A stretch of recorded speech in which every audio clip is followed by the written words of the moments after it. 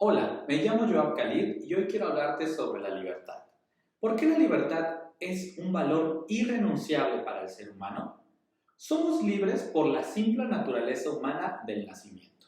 Existe la libertad desde la naturaleza y en la naturaleza para desarrollarnos dinámicamente con ella y sobre todo libertad para hacer lo que quisiéramos ser o lo que se quiere ser. La libertad otorga a la humanidad la posibilidad de apropiarse de cada una de las posibilidades de autoentenderse y autoejecutarse desde el propio yo, en su realidad como sujeto viviente y sintiendo la vida para ser lo que se quiere ser. Ahora bien, cuando hablamos de libertad, no podemos entenderla desde lo abstracto. Más bien debemos de hacerlo desde las acciones libres, las cuales hacen al ser humano relativamente absoluto, optando con ello una serie de libertades para la apertura de su realidad y sobre todo de su autodefinición. Ahí entonces hablamos de vivir en libertad. Ahora bien, cuando se habla de liberar la libertad, básicamente es identificar que existe una libertad establecida por la hegemonía social. Es decir, hay un establecimiento de órdenes de ideas que no permite que las historias individuales sean protagonistas, sino que sean parte de una masa genérica que domina con el discurso de libertad, ya que impone de manera ajena, extraña y hostil una voluntad sobre cómo se desarrollan los individuos y su conducta a costo de la propia vida del ser humano. El ejemplo claro es que a los hombres nos inculcan una serie de roles, patrones y creencias para entender la masculinidad desde la opresión. Y es ahí donde debemos de tener este tipo de comportamientos extraños y hostiles para poder acceder al concepto de libertad que la hegemonía y la heteronorma nos indican. Antes bien, no nos permite ser personas sensibles o rebeldes, puesto que rompe con los mandatos de obediencia y control que las personas en vías de la liberación están buscando. Nuestra siguiente pregunta es: ¿qué importancia adquiere la persona al identificarse como individuo o ciudadano? La persona, al identificarse como persona, adquiere primeramente dignidad y a partir de ello el Estado democrático le otorga la categoría de ciudadano, lo cual de alguna manera marca el origen de la sociedad moderna. Cuando la sociedad nombra al individuo o ciudadano, lo único que hace es etiquetarlo desde la individualidad, pero aquí yo encuentro contradictorio el concepto de individuo y ciudadano, porque por una parte el ciudadano lo nombra el Estado para procurarse a sí mismo y procurar el bienestar de su ciudadanía, mientras que el individuo tiene una actitud más pasiva sobre el concepto de causa en común y bien común, puesto que el individuo solo se junta con otro cuando sus libertades se ven restringidas, esperando que el poder público se vea reflejado en ellos y además cumpla con los fines del poder público otorgado a los demás ciudadanos. Por ello existe un temor individualizado sobre todo de los derechos, porque de alguna manera el individuo es el enemigo del ciudadano, puesto que el ciudadano encuentra en lo público las formas de dominar y colonizar al individuo en lo privado.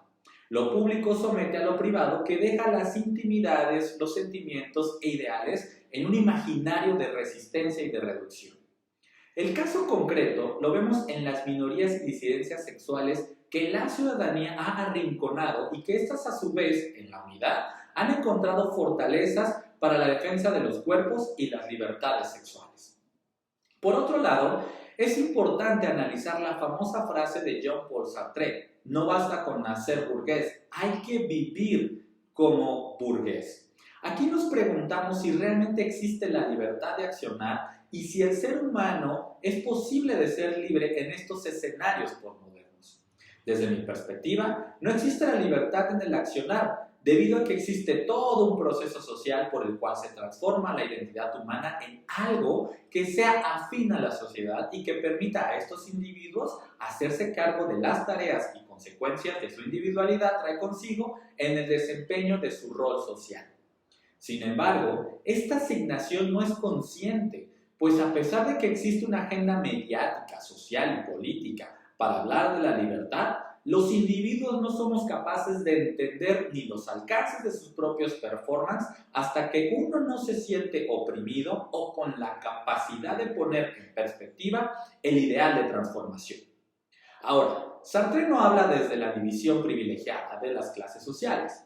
Habla de la creación de una conciencia de clase en donde los más acomodados han sido más desarraigados que los desposeídos, quienes han encontrado su fortaleza individual en la masa comunitaria, mediante el colectivismo como estrategia para autoafirmarse. Y segundo, para hacer frente a las opresiones de los más individualizados en la cadena económica y social. Para finalizar, considero pertinente hablar sobre la ética y educación.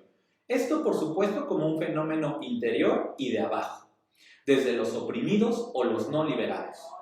Este trabajo de liberación, de búsqueda de vías de liberación, implica primero un trabajo reflexivo y crítico hacia la educación y, por supuesto, de sus partes integrantes, educadores, educandos, familias y escuelas, ya que entre más se ejerciten estas acciones, más encontraremos formas y fondos para la liberación, comprendiendo con ello la propia praxis de la liberación como un proceso primero sociohistórico materialista, pero también como algo dinámico, cambiante y, por supuesto, ligado a la era en la que nos encontramos.